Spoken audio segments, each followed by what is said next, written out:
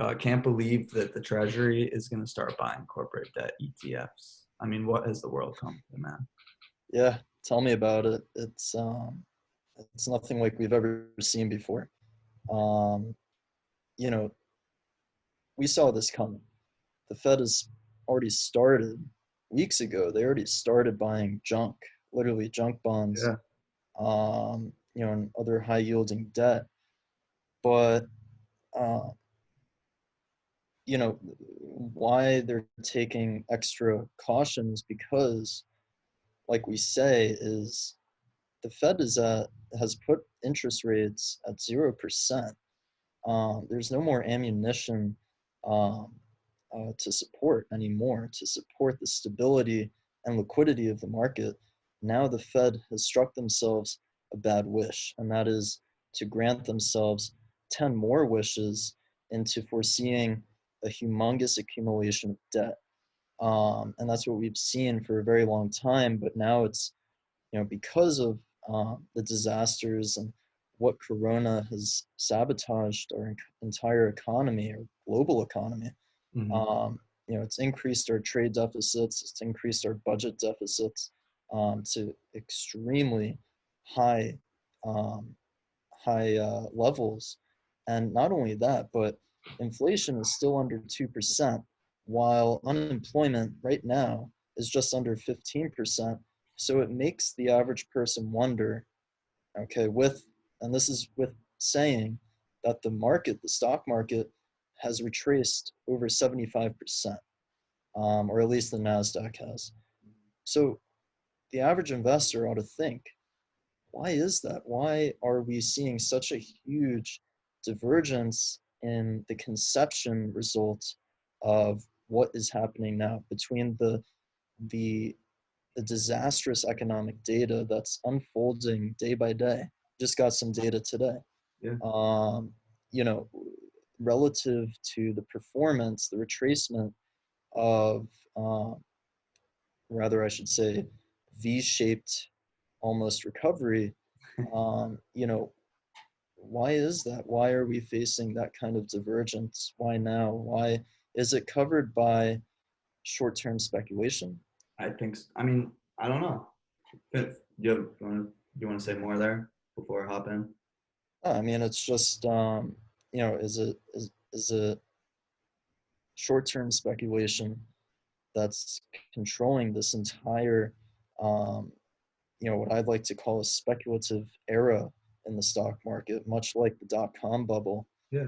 Um, right? I mean, we're just buying for the sake of buying because we think the economy is going to recover, but Yeah. not only that, it's going to recover soon. I think that there's an there's a mixture between speculation at its finest because going into this entire mess, I mean, you'd agree with me that the S&P 500 was completely overvalued based on fundamentals. And so we're speculating off speculation. And at this point, it's a combination of, I think, speculation. People are bored and don't know what to do with their extra money. They see that the market crashed so much, so maybe they're just thinking, I got some money to play with while I sit here at home every single day. Let's see what I can do with it. And another combination of, I don't know, I think that people are optimistic about the country, and I'm optimistic about the country too, but I think their time frame on their optimism is way too short. Way too short.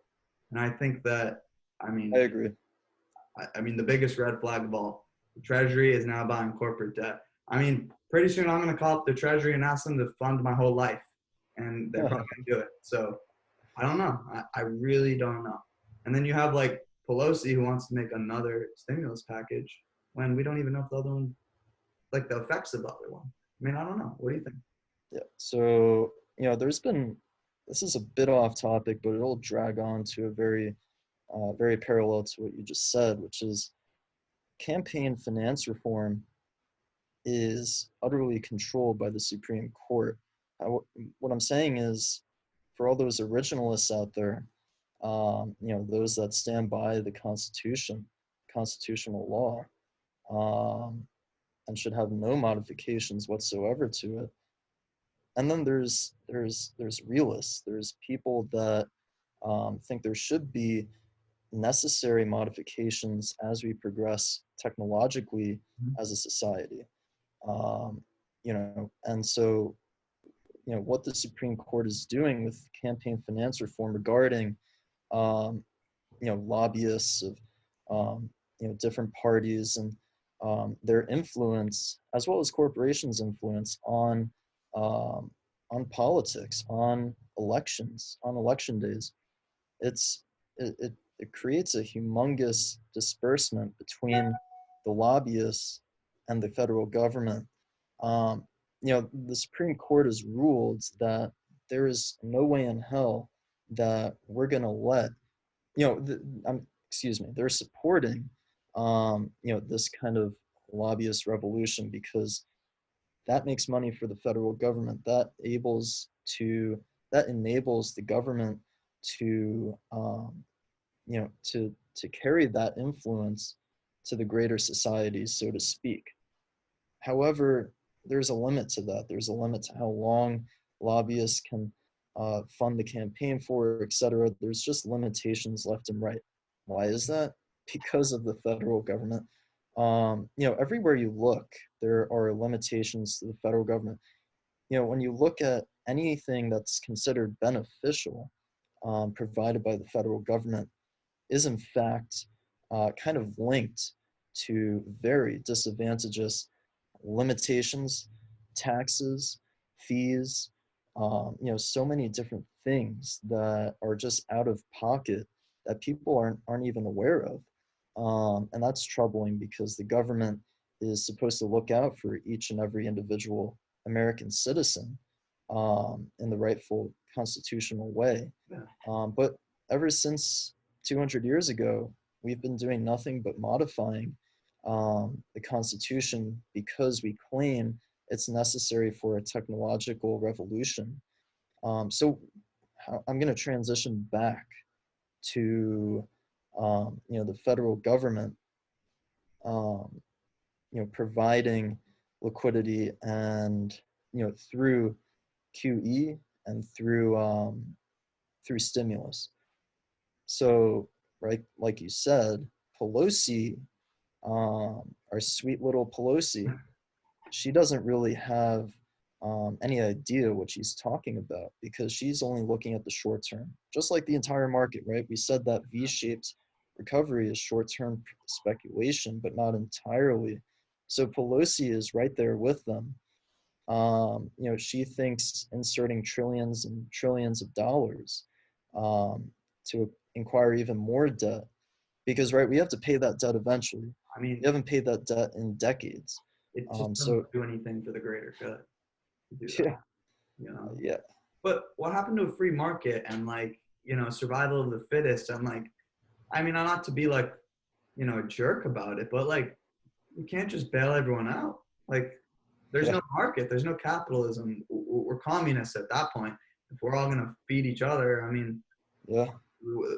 what happened to America? You know what I mean? I'll tell you exactly what happened to America.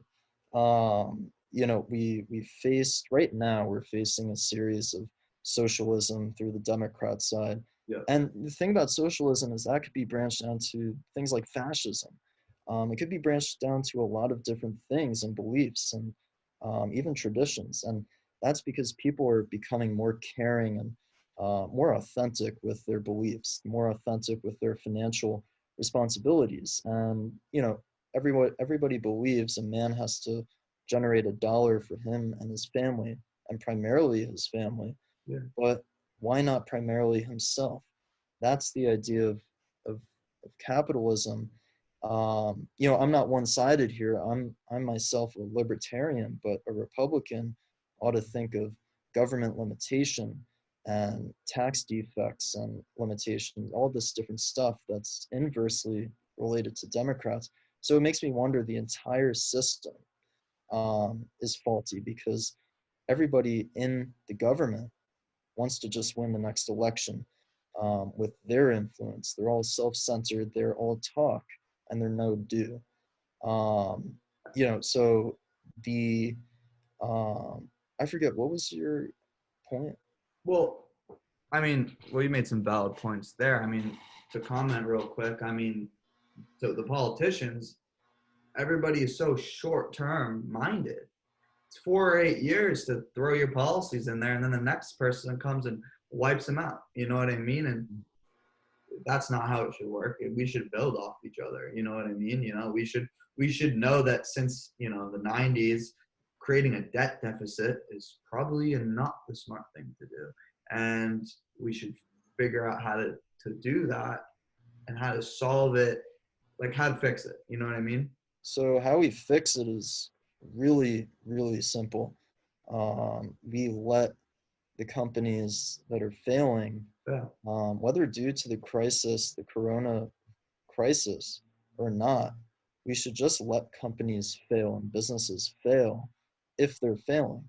The government should not be there No. to bail them out, um, No. because they think, okay, it's part of our GDP, it's part of our tax responsibility. However, we need to bail them out to satisfy those standards. But what they're not thinking is, yeah, they'll bail them out. But number one, it's through federal subsidized loans. Yeah. So the majority of the time, the government bails out these businesses.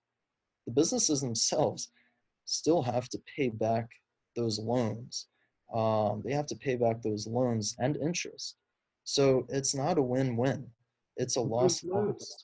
loss-loss.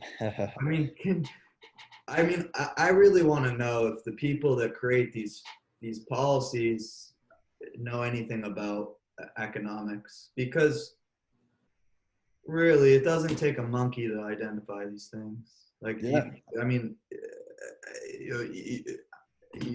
I don't know. It's like plain as day. It's plain as day. You could teach an 8-year-old boy or a girl in third grade that can't do this, and they'll understand why, because it just makes sense. I don't know. It just it seems like the greatest inefficiency of everything, between the market and the way the economy thinks that it should fix itself. And I don't know.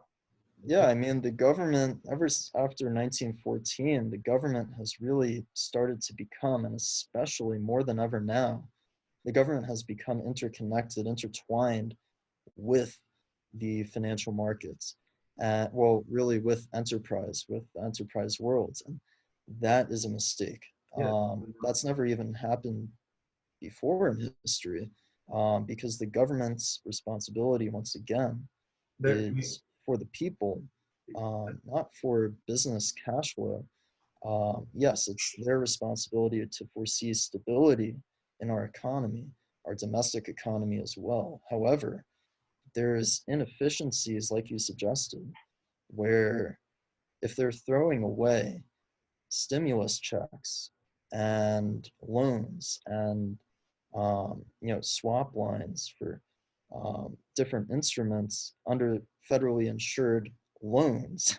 yeah, There's big issues tied with that in the long term, but that's the problem. The government doesn't look they're not at the looking. long term. They look at the short term. They enact, they proceed with what happens directly after what happens. They don't try to speculate. They certainly don't estimate and act on it. They may make estimates, but they certainly don't act on them. Only do they take caution. They'd probably be retired before they should even see the after effects of what their decisions make. I Yeah. mean, And think about all of the the Fed branches there are. Think about all of the chairmen that there were, and each and every single one of them made the same mistake over and over again with their monetary policy, yeah, which is QE. Um, we've been lowering rates since the late 80s, the early 90s, and ever since rates have just been dropping and dropping and dropping. We've been through two, now three crises since then. And there's really technically 2011, but that was more of a flash crash. yeah. But and it was kind of a rough time for businesses as well. But that tells you when we're under stress, this form of monetary policy does not work. This post-Keynesian idea of jumping in and saving everybody simultaneously does not work because we have to pay for that. There's a cost for doing that after the fact. Yeah, think about it like this: the government is trying to play the force of the invisible hand, plain and simple. You know, if they try to control everything and manipulate the markets and businesses and where the money flow goes to, I mean, when businesses fail, those people move on and they go work in a better industry, and that industry thrives. Um, Right. but if we're just fabricating all the industries, you know, I don't know. It just Yeah. it's a long term disaster that I think that inflation is honestly going to just at a certain point our money, well, the value of the dollar, like you said before, is definitely going to drop. They continue at the pace they're going, but just the value of all of our money and everybody's money is just going to diminish because of the actions they're taking. And I just don't understand why nobody sees this. Why? Yeah, I mean, it's because the federal government is keeping rates artificially low. And so inflation has been under 2% for such a long time. We've had trouble even getting to 2% whole number Yeah, because rates are artificially low.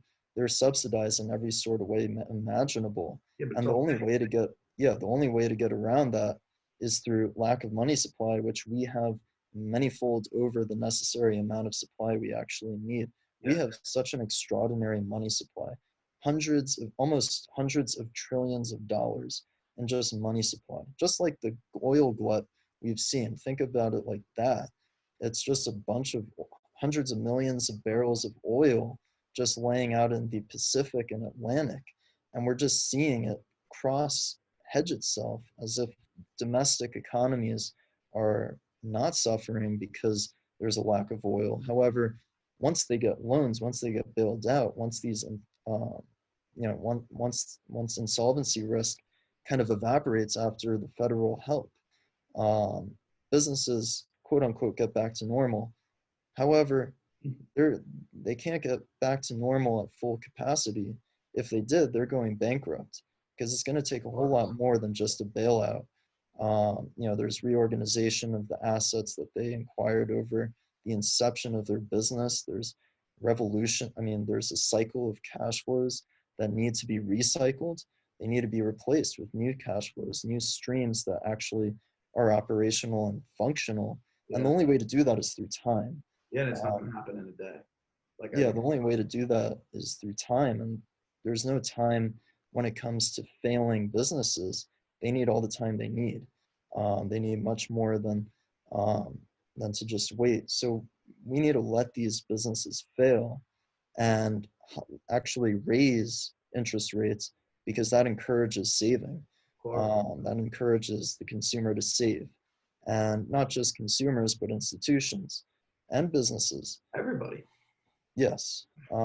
There's a reason why high interest rate environments don't necessitate towards borrowing, towards consumer spending. However, I will say during the COVID pandemic crisis, we have seen a humongous significant drop in consumer spending, which is no surprise to anybody. However, if you look at um, basically a decade, it's just been increasingly appreciating the consumer spending level because this relative to how much we save, the amount we save as a country and individuals is extraordinarily decreasing for the same time period. And so there's of course, a divergence there between the two variables. And what we can say from that is simple, that the country is investing and borrowing more than it saves um, and consuming. It consumes more than it saves. So Yeah, that right there is just a very easy interpretation of what's wrong, what's been wrong with our economy.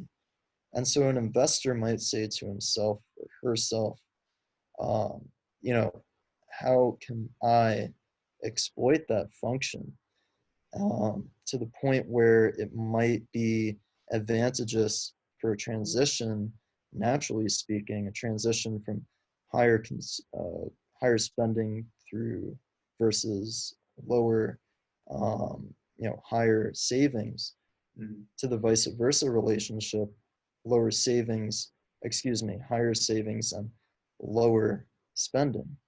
Um, to exploit that as an investor, the only thing you need to look for are stable balance sheets, very healthy and Yeah. strong balance sheets, because that determines the immediate effect.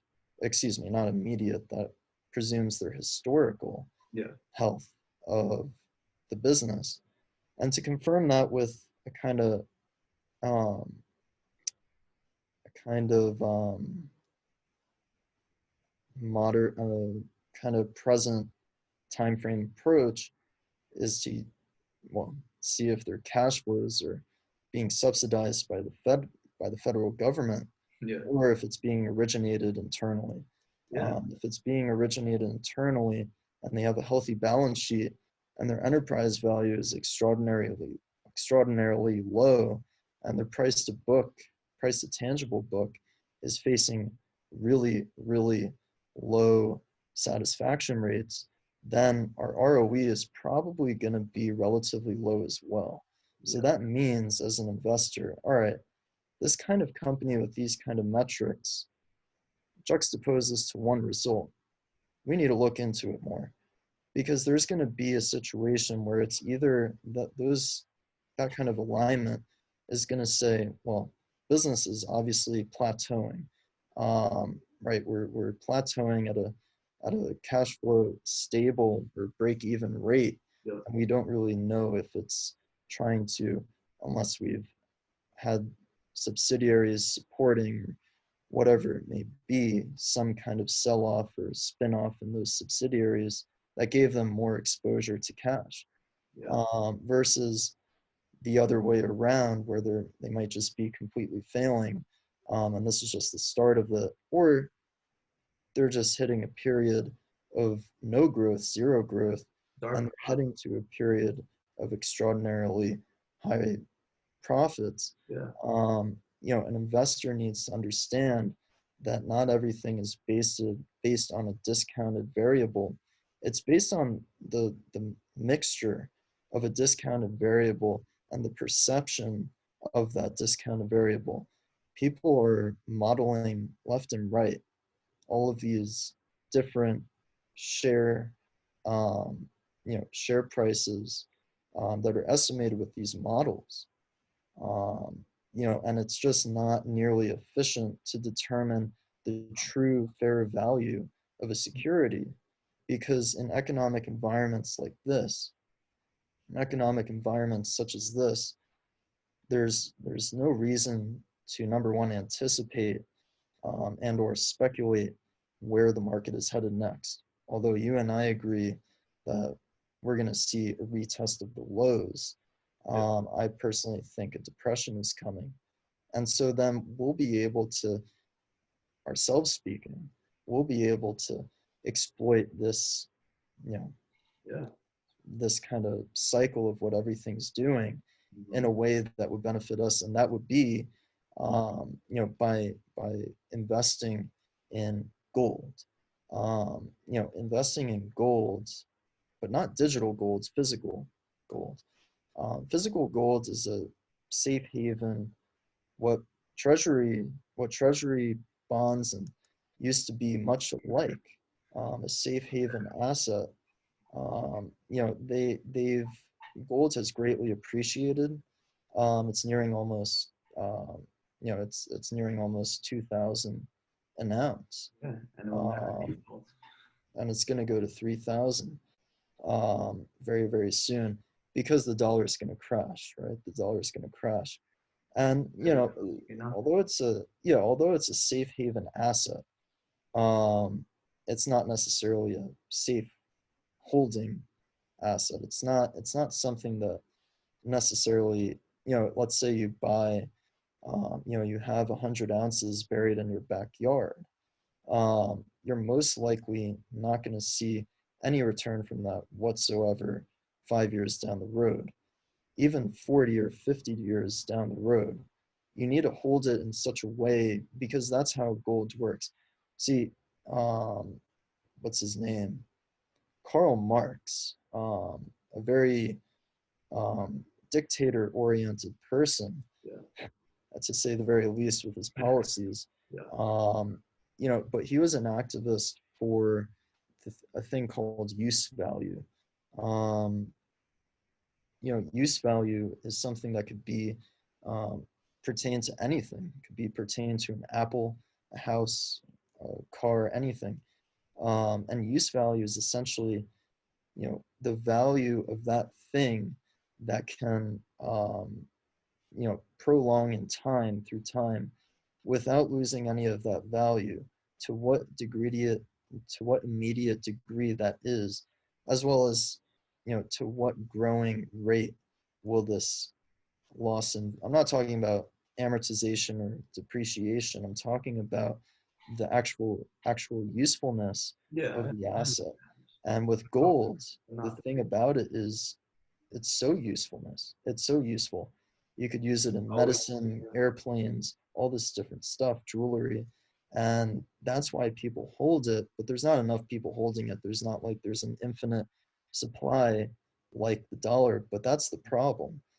There is an infinite supply with the dollar, so we need to be respectful to the free market economy, Of course. and um, to really understand that what the Fed is doing is totally um, uh, counterparting from the true conception of the financial market, of the free market economy proposed by Adam J. Smith.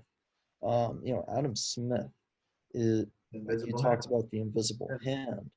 Um, he, I mean, he's the reason why we have an economy today, like today. And there's, in his time of being, well, shortly after J.P. Morgan died, that's when the government really proposed everything that we have today. Everything has to be insured and etc. But the question is, I'll ask you, what is it about this country versus other countries that, um, because people talk about the American dream, and usually tie it to some sort of success story. Um, so versus other countries, um, how can we relate, not just economically speaking, but socially and politically? How can we relate the United States to virtually any competing country in the world? How can we do that? How can we relate them? Yeah, like what is our advantageous relationships with these other Yeah. countries, Well, if better? first off, throughout the history of our country, I mean, we've created the most powerful currency in the world. We've created an economy that's grown unbelievably throughout its history.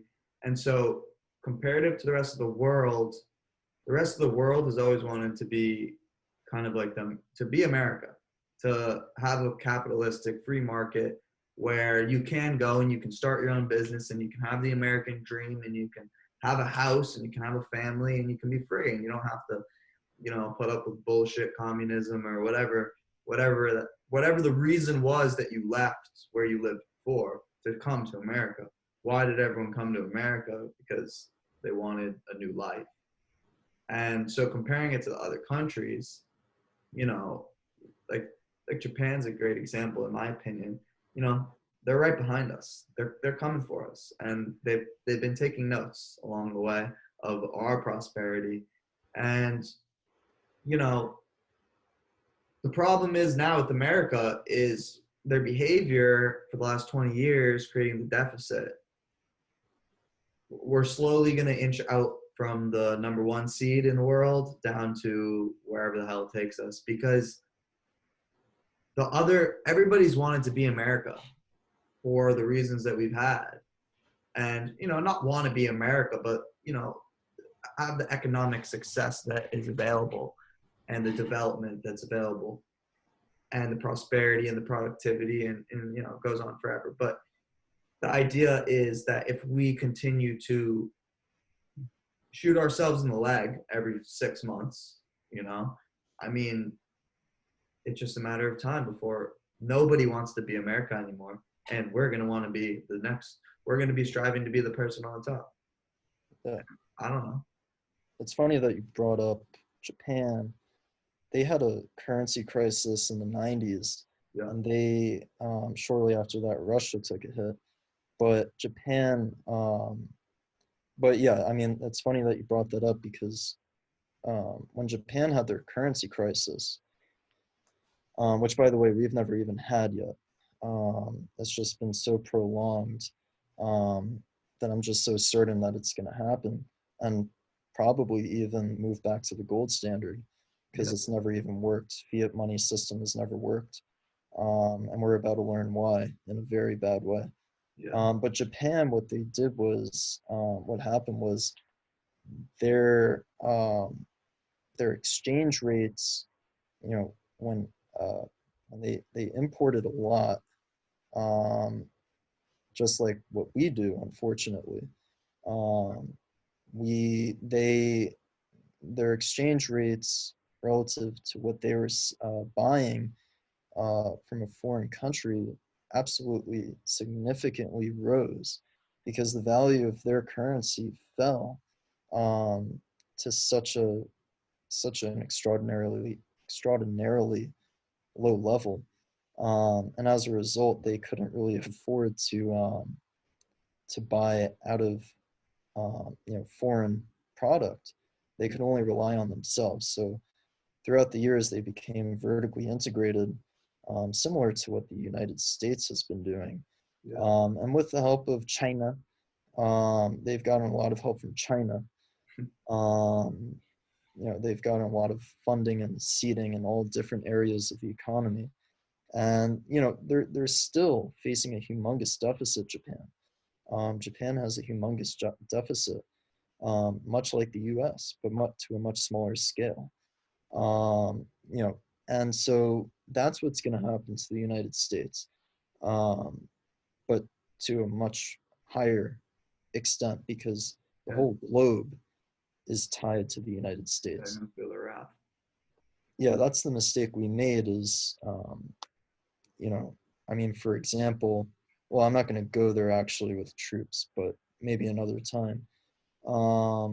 It's just what's going to happen is not only will we see a currency crisis, the value of the dollar crashing, but we're going to see a sequence of a burdening dollar that affects every single taxpayer in this country, 350 million people. And we're not going to be able to determine when the value of the dollar or even if the value of the dollar goes back to normal rate, to normal levels. And we wouldn't be seeing this kind of price action with with gold, right? Because gold is a safe haven asset. It's a storage value. It's a use value like we discussed. Um, and if we had supplying gold, I know a few commercial banks that are they're proceeding with these credit cards. I think it's I think it's like Mastercard or Visa cards that can actually be swapped for gold. So you can you can exchange whatever value you have on these cards for gold, and it will literally be sent to your front door.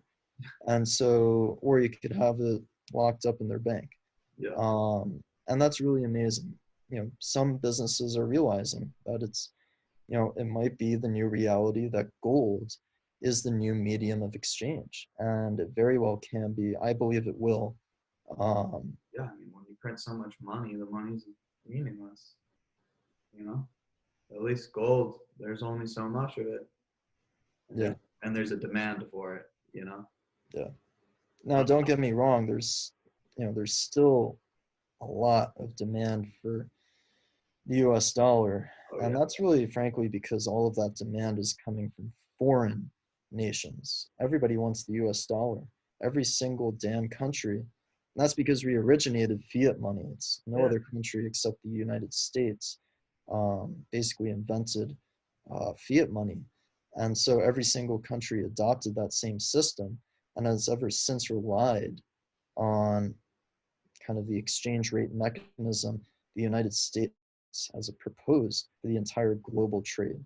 And globalization could have been a lot more effective if it weren't for these limitations the federal government has proposed on foreign trade, on importing and exporting. There's so many limitations, it's horrendous. Not to, the first to start with is tariffs. Um, it's just why, and even talking about states, a lot of states are going to go broke. By the way, most of the over 30 million jobs that we've had is not coming back, Yeah. right? Because people, the majority of those people lined up across those credit facilities. Um, they lined up for those loans because anybody could get them. They lined up that door, and every single person who could get their hands on them got them. Yeah. And they're making one mistake, like we've reiterated already, but it's so vital, is they have to pay back those loans eventually. They And they're think going to go broke because of it. they think they So have, the government's really not helping them. They're just prolonging the situation of individual debtness. they're And hurting us. that's why we are the biggest debtor country in the world. They don't know how to handle the money printing machines. Yeah, There should be a number. There should be like a cutoff number. You're like you can't print anymore. Sorry. there should be. You're absolutely right. Yeah, wait till you destroy enough, and then you can start printing again when the level's out. Yeah, I mean, you might as well call it I mean, right now they're printing no more than, um, they're printing no more than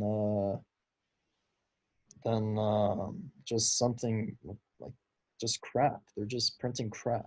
I know. And it's just, I mean, people really think we're in a deflationary recession now, and I don't believe it, because how is it, even although obviously it hasn't happened yet, but it will, because prices have not settled, right? So why is it that they ask is inflation has not kicked in into consumer prices?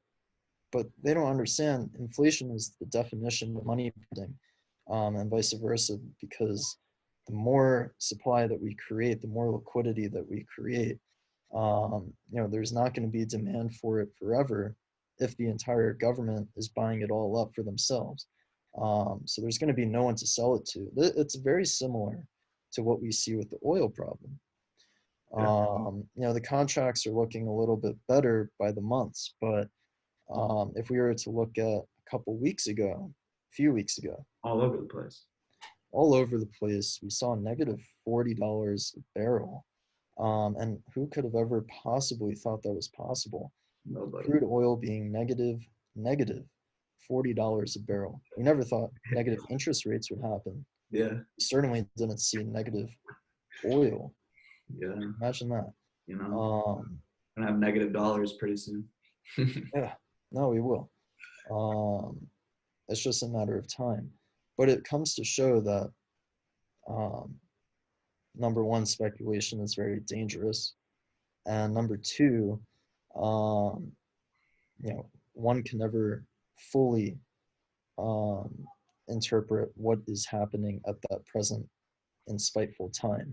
Yeah. Um, they can interpret it in hindsight, right? That's why everybody's a trillionaire in hindsight. Of course. You could see the past and modify it to your standard. But that's just not how.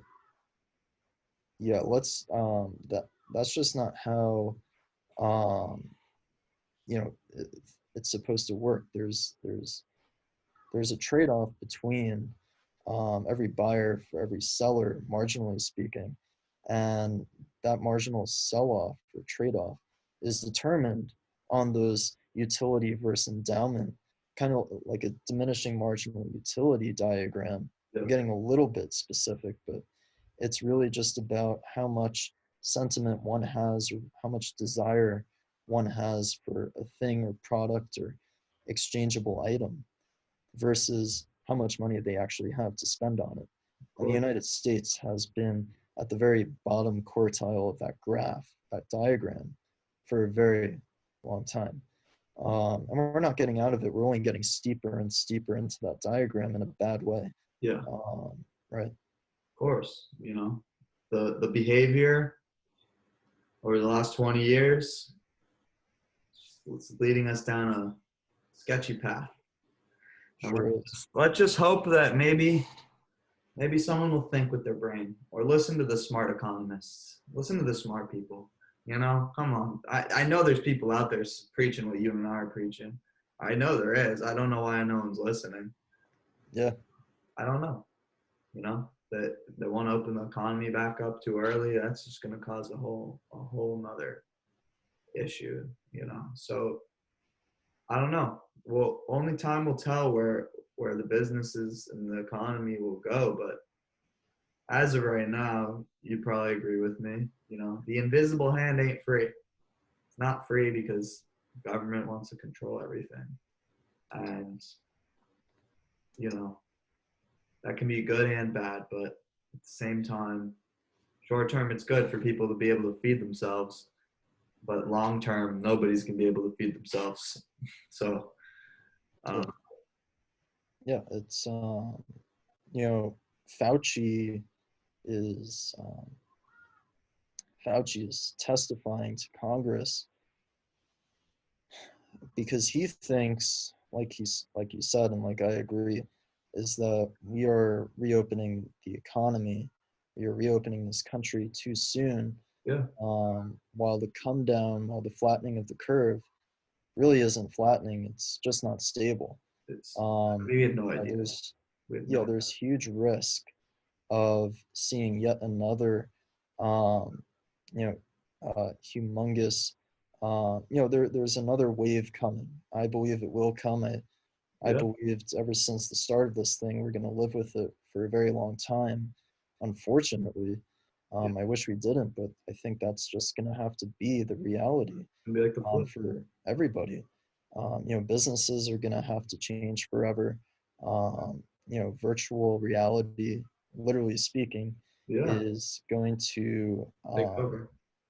take over the majority of scheduling and day-to-day things for persons and businesses and even governments.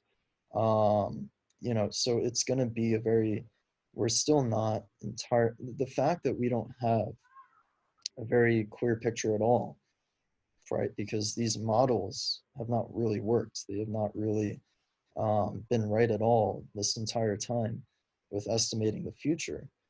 Um, right. So what we have to realize is we have no idea what is next, but we do know if we're not careful, things could be a lot worse.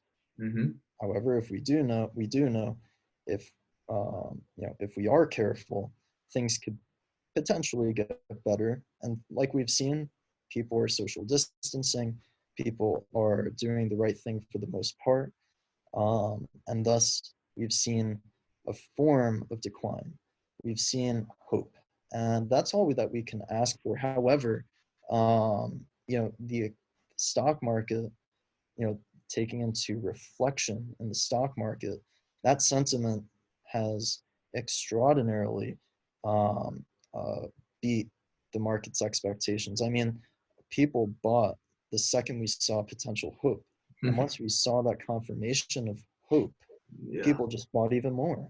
So it's purely speculative, this entire retracement. Um, it's really covered by think of all the peoples during the first 2 or 3 weeks of this crisis when the market sold off. Um, so I look at that, then all of these pensions, all of these savings accounts, portfolios, they all sold off because people got really scared. People called up their brokers and said, sell it all. sell every last penny, and they did that at the lows. So you can imagine how frustrated they are, Yeah, because they literally thought they were about to see the end of the world, and that's what it feels like when the market is down 30%. yeah, you feel like, However, if you're rational and smart, you buy not only there, but when it's much, much lower, yeah, of you buy a whole lot more, maybe even liquidate some positions to overweight another position that you're confident in, course. and really grasp and exploit yourself to the recovery trend, Yeah, which is nowhere near yet. You know, we're going to see a retest of the lows, of course. um, rather soon. I don't know when. I have no idea when, but I think it will be soon. Um, Yeah, I could see in the summer, not in the summer, but in the next month or two. I think we could see it test and go lower because, you know, I I just don't see the economy getting back and going and all these businesses making money. I mean, I think, by the next time the next earning seasons come, we're still going to be dealing with deficits and issues. And I mean, as an investor, I mean, you're betting today that in a month or two or three that things are going to be normal again, but normal is not coming. And yeah. It comes to a question is, when will the United States default? When will we default? exactly, That's a very valid question. Very valid question. and instead of, I mean, instead of letting the businesses default and fail, they want to expose themselves to the risk of everybody and increase the chances of the entire country defaulting and failing. Hmm. So we just got to see what happens, but it's not going to look pretty. I don't think. Yeah, I think we're not looking going to look at too good. Great Depression 2.0. Yeah. Well, Yeah, yeah. I mean, that's how it's looking like. That's what it's looking like. I mean, I'm telling you right now, if we see a second wave of what we've been seeing with coronavirus from start to finish, it's going to, of we're seeing a depression guaranteed. course, it's just, Because businesses cannot yeah. last a year without sales. No, we're in it. That's not what businesses are wired to do. That's not what anything is wired to do. Um, Yeah, the new normal needs to take, like, we haven't established a new normal yet. You know what I mean? People think the pre-corona normal is the way life is going to go back to. But places are never going to be as packed as they used to be. And people are always in the back of their mind going to behave in a different way. yeah, Yes. absolutely.